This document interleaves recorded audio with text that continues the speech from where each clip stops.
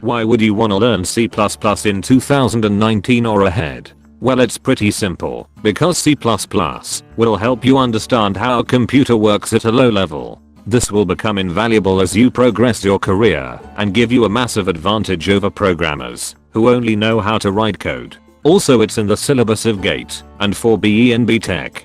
So let's quickly see the history of C++ before actually moving to the programming. C++ was developed by Bjarne Stroustrup, this guy right here, at Bell Labs in 1979. As an extension of the C languages, he wanted an efficient and flexible language similar to C. Enough. Now let's write your first program. Open whichever editor you are using.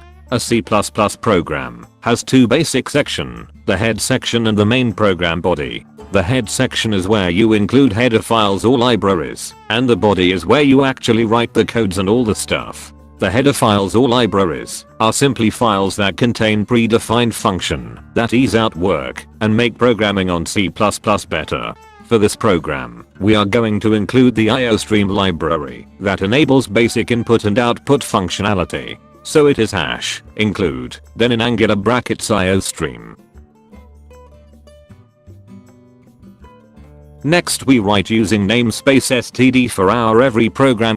You won't understand it for now, but surely understand it later. Just remember to put this line in every program. Finally, we start our main function.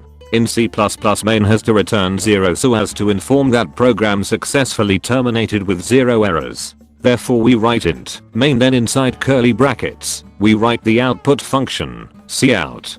Then to less than symbols, then your text in quotes, followed by a semicolon.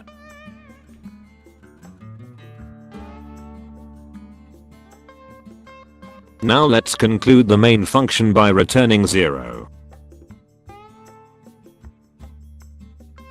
Hit run or build, or compile, whatever is on your system. There you have it, your very first program. In the next video we'll continue with learning data types and conditions. Stay tuned and subscribe.